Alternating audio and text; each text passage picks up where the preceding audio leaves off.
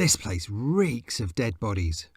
Grime covers every inch of the walls and the floor, dried, red stains splattered all over the place. Please tell me that's not blood. Now I'm nauseated.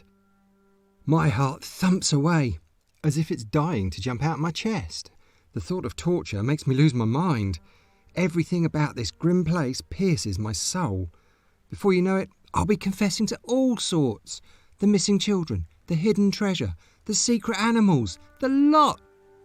I want to get out of here. I rack my brain. Without the pipe, it's of no use. I cannot escape. The pipe that saved Hamelin now can't keep me from certain death. Oh, the irony of it all. Back to the matter at hand. My inevitable death. First, they'll serve my torture as a starter. Then my death as the main course. I wonder what would be for dessert. My head on a pike, perhaps? I hear the door opening. Someone enters the room. It's like they're taunting me. They're taking their sweet time to enter the room. I'm scared and hopelessly defiant of what awaits me. The silhouette moves closer, and I have a feeling that this figure is as deep in thought as I am. I hear a raspy cough as the man enters my view. He steps briefly into the corner, and then he advances towards me. He's an old brute of a man. Actually, a one-eyed old brute. His face is deeply scarred. Tell you what, life has been kinder to me in comparison. The gods cursed him with a protuberant, beak-like, aquiline pig's nose. But who's judging? I'm not. I clear my throat. It was so dry that even a skunk's urine would have tasted heavenly. I am nervous. I am also madly starving.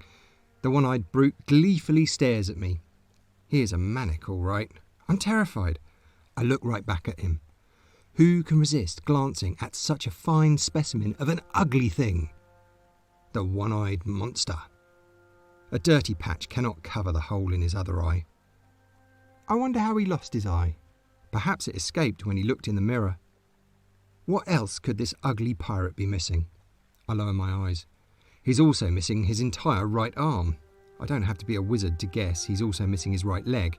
He probably hopped all the way here, poor thing. To my surprise, he uses what I thought was the missing leg to give me a ferocious kick to my stomach. The wooden peg leg was angrier than the normal one. I wail in pain, curled up on the cold, wet floor, avoiding the dry blood, I hope. He kicks me again, and again. I'm no Adam, but I'd willingly give up my ribs for some relief. He steps away from the table and shows me a pouch. He dangles it in front of my face, mockingly. Perhaps he's trying to test me. They think I love money too much. But then again, I took their children away when I didn't get paid. The guilt weighs heavily on me. I pant. I feel drowsy. He then tosses the bag of coins to my bruised face.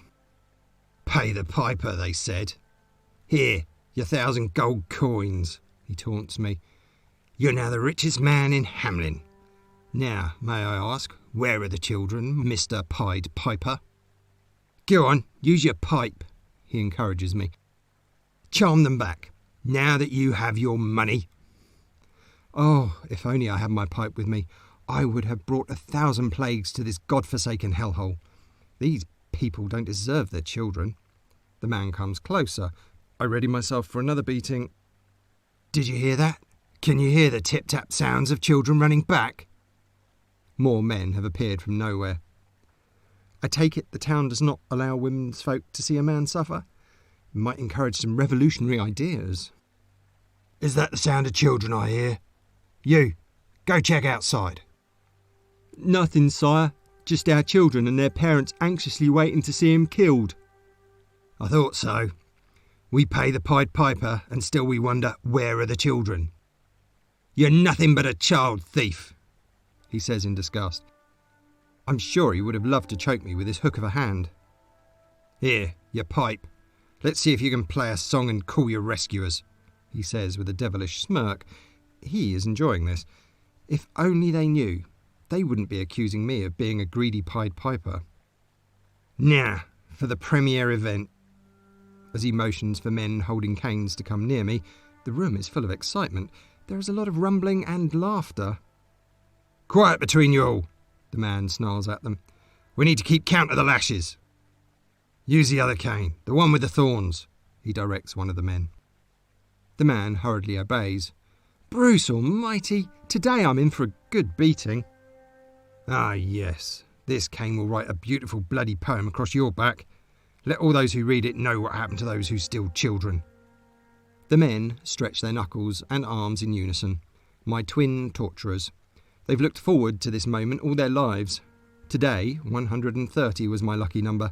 That was the number of children I'd taken away. How I wish I'd just left them all behind. I tense and ready myself for the beating. That was until the first hit. "Ain't!" shouted one man. His job was to keep count. This depends on my being able to take any more lashes, though I doubt he has far to count. "Zwei!